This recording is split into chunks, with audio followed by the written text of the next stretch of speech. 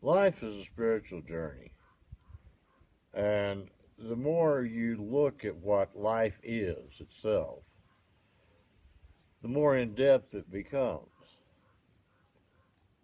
I had experiences that go back about to 2009, let's say. Let's start from there. And I had this vision. I saw life beginning in the womb. Now, it is an incredible thing, and every time life begins in the womb, it's like a replication of the universe itself when it first began.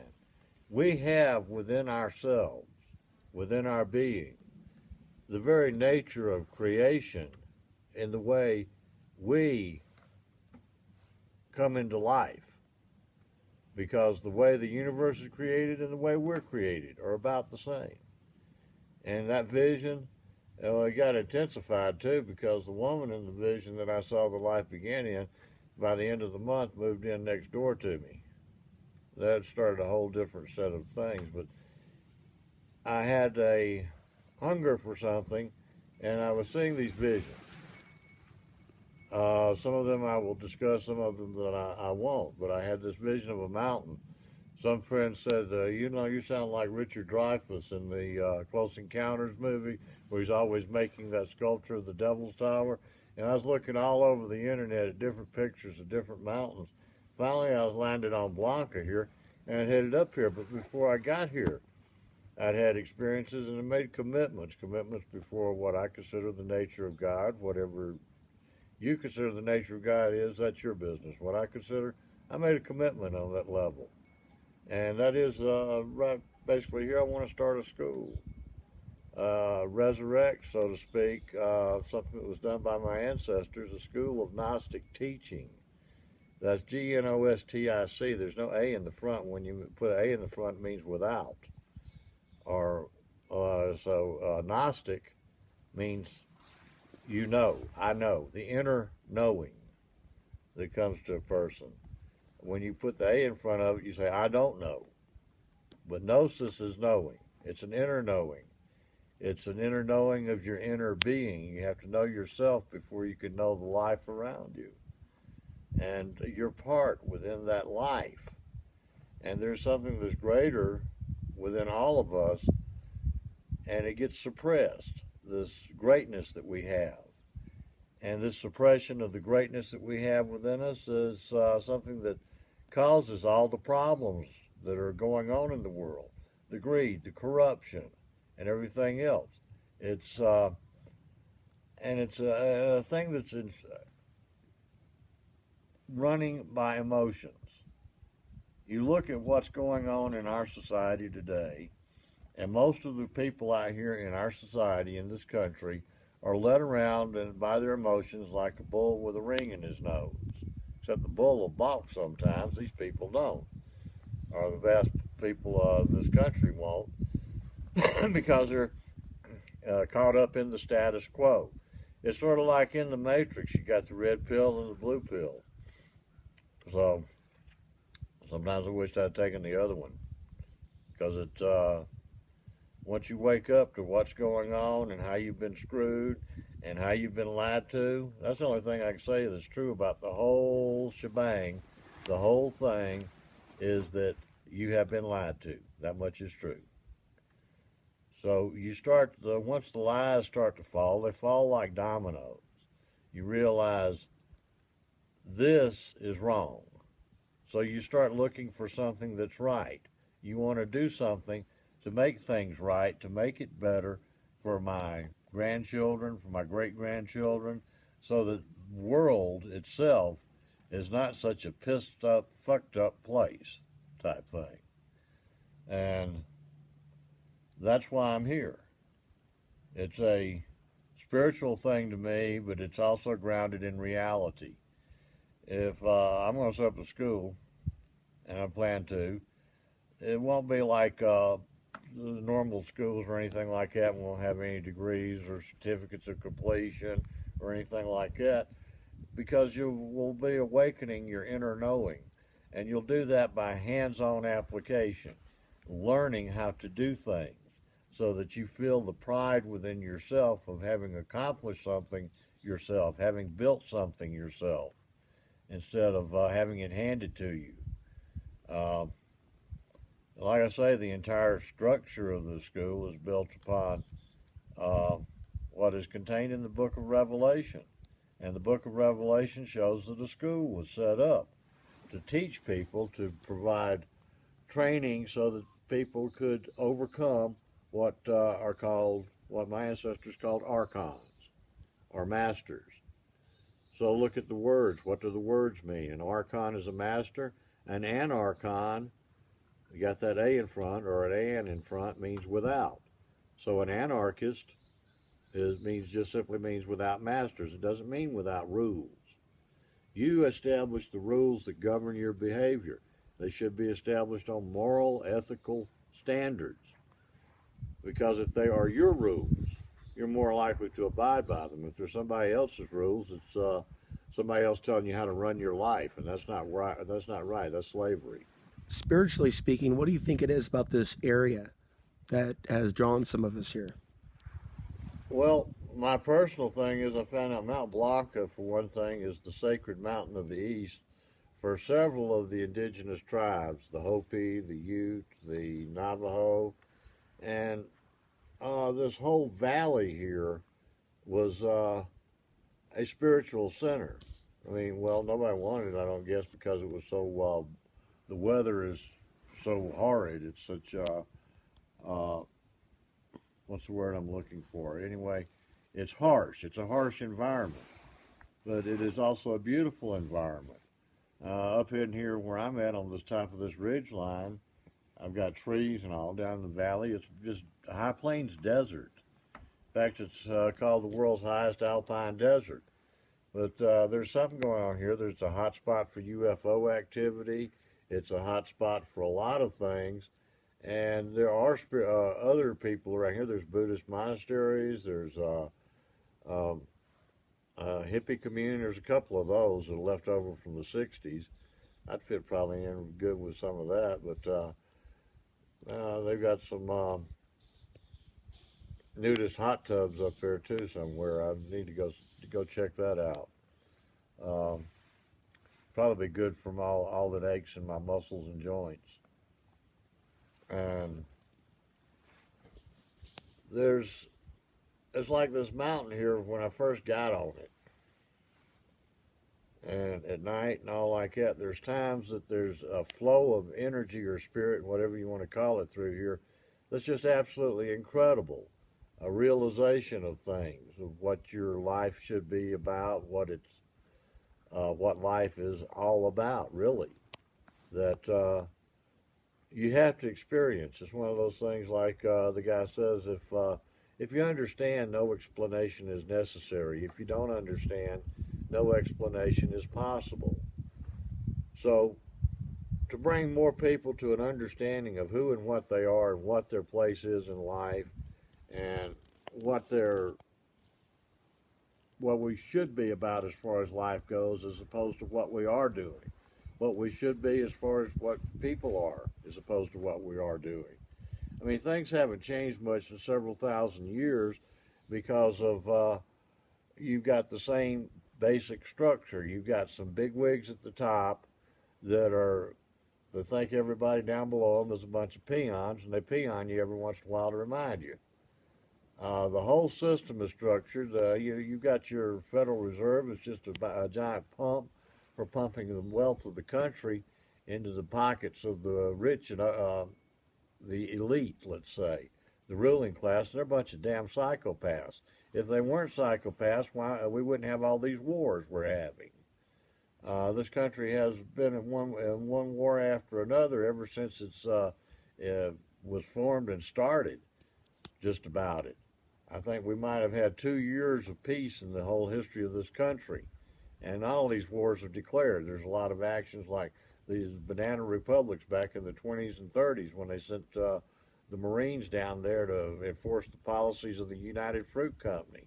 I mean, look at Smedley Butler's book. Smedley Butler, Marine Corps Major General, Lieutenant General, I think, when he retired, the highest rank you could hold in the Marine Corps at that time. They didn't have 4 stars before World War II. And he wrote a book about how war is a racket and how even though he'd won 2 medals of honor, so his courage can't be called into question. But in his book, he talked about how he had been nothing but a armed enforcement agent for the corporate structure of this country wherever he went in the world, whether it was Central America or China or all through Asia or any place else. Now, he died before World War II started, but before he died, he did expose a plot in this country to overthrow the government and to basically have a coup d'etat against Roosevelt from basically the rich and the ruling class. And Roosevelt was selling you a bill of goods too. He was in the hip pocket of the banksters. Otherwise, he wouldn't have devalued the currency. And that devaluation of the currency is a whole different ball of wax too, because even that was manipulated, conned, and played right down the line. Just like they set up the stock market crash that initiated what was called the Great Depression.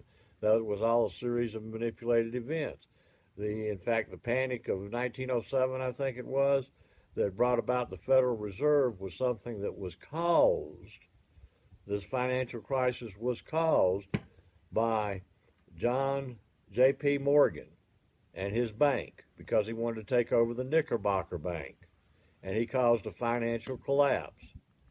They engineer and they manipulate this stuff, and when Morgan died, they found out Morgan was not even a major shareholder in his own bank. His bank was majority owned by the House of Rothschild.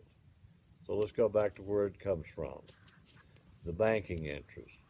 And these bankers haven't changed their tactics a damn bit since they were defrauding the children of Israel as money changers at the temple. It's the same thing. The names are changed to protect the guilty because that's all they are, is a bunch of guilty. Pardon my language. Looking at China and Russia, do you see that same control structure behind them and what we're seeing now with all this talks about a one world banking system?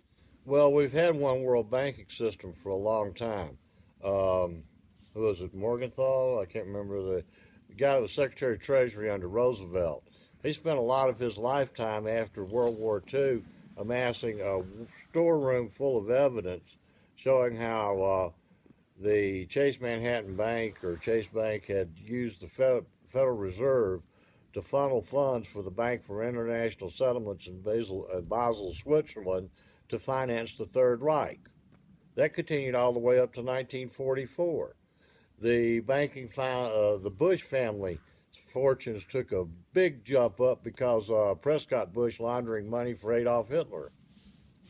And while they shut down the banking operation and it was an act of treason, nobody ever went to trial about that. That's the same thing as structured with all our prison systems. Prison for profit, bullshit. All they do then is they want more laws so they can lock up more people. We've become a prison country. Everybody's getting thrown in prison just about. You can't live a day in this country the way the laws are structured anymore without committing 2 or 3 felonies. If you go out there and interact with society, they can find a felony, they can hang on you. Same thing with the police departments. The police departments they take an oath to the Constitution and they completely ignore it. They're not living up to their word. So some of them are. There's good cops out there, but most of them, I got a badge and a gun, I'm gonna go fuck with somebody type thing. And one thing I will say that, of course, there's been a lot of cameras on them, but the Costello County Sheriff's Department around here has done exemplary. They've showed a lot of restraint and everything else. They also did a setup on Neil Taylor, and I didn't like that, but for the most part, I haven't had any problem with them. I don't have any complaints.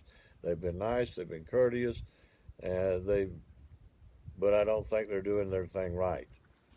I have some complaints about that, but they're people you can work with, type thing.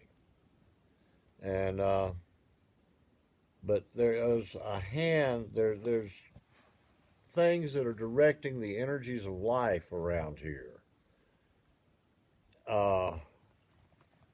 There you get back to the archons. And you have to realize your position within these energies of life, within the flow of life if you're going to deal with that, if you're going to overcome. And if you go back to the Bible, it doesn't say that he sits on his ass waiting for a welfare check. He says, he that overcometh, to he that overcometh will I give this. To he that overcometh will I give that. Well, what is it you have to overcome? That you got to figure out. And what would be the connection between police, sheriff's officers, code enforcement officers, and the archons? Archons basically give an impetus, more of emotions than anything. You see people that all of a sudden they get irrational and go off the handle and all that, and you've got police that are doing this too nationwide. But there's a motivation behind that besides their normal patterns of behavior. And what are you going to write it off to? Sunspot activity? Maybe they got what does that make a dog foam in the mouth? Hydrophobic or whatever. But you cannot influence from one dimension to the other directly. You have to influence by energy. Well, it is a direct influence, but it's not easily perceived because they're transmitting through the use of energies. Now, you say that energies can't do that. All right, well, in 1962, I think it was 62 or 63, this scientist in Spain walked a bull out into the bull or fighting arena. The only difference is he had some cables going into the cortex of the brain of the bull, and he had a remote control in his hand, and he was making that bull move around wherever he wanted to in that arena. Now, this was 50 years ago. How much has technology advanced? They've been mapping out the parts of the brain, the parts of the heart, the parts of the body, the different frequencies and the different energies that they all work on, the frequencies and everything. So to say that somebody directs energy that affects motions of another of person, or a creature or whatever directs energies that affects the emotions of another person, that is not without scientific foundation. Now, why are they doing that? Because that is their food source. The baser emotions of people feed them. They are creatures of energy. Emotions are energies. Emotions are not, you think of emotions as just something you feel. Mm-hmm. No, emotion is a state of energy. The state of energy that affects your body. If you're at the highest form of energy that you can put forward is the energy of love. The next highest is the energy of laughter. They're both a lot of fun. But when you get to the baser instincts of, this person screwing that person over and stuff like that, you're causing problems. When you cause strife in another person's life, you are causing food for the archons. Of course, too, when you break through to a higher spiritual plane of existence, it's like sending up a signal flare. They're going to come flocking. So I've sent up a few signal flares with my life. And I've had some problems with it, but I'm learning to deal with it. Because if you're going to do it, you got to overcome this crap. Is that part of what brought you out here? That is everything of what brought me out here. Commitments to life. Commitments to God, whatever you want to conceive it to be. Harry Muffin or Cosmic Thunderer. If emotions are the way that they control things, the way that they get people revved up and all like that, and you look at things that happened in Ferguson, or and you look at what they tried to rev up on this Trayvon Martin and the way they slant the news and things like that, and you can see there's all emotional context. People don't riot, but if they're calm, cool, and collected, they get their bowels in an uproar. What made them get their bowels in an uproar? What's the source? Trace it back to the source. And when you trace it back to the source, you'll find that a lot of things that you thought were your beliefs and all like that were actually planted in you. They're not real. and to break free of the illusion, to find something that's real, that's nice. I like it out here in the wintertime. It's a little bit warmer than the valley floor, and the deer will come up here and nest down. I walk out in the morning, get the car, and they'll stand there and look at me, and I'll look at them, and we'll carry on a conversation. Then I go to town. I used to put them out a salt block so that they could have that. I think it's kind of disappeared. I need to get them another one for this coming winter. I think I'm about talked out.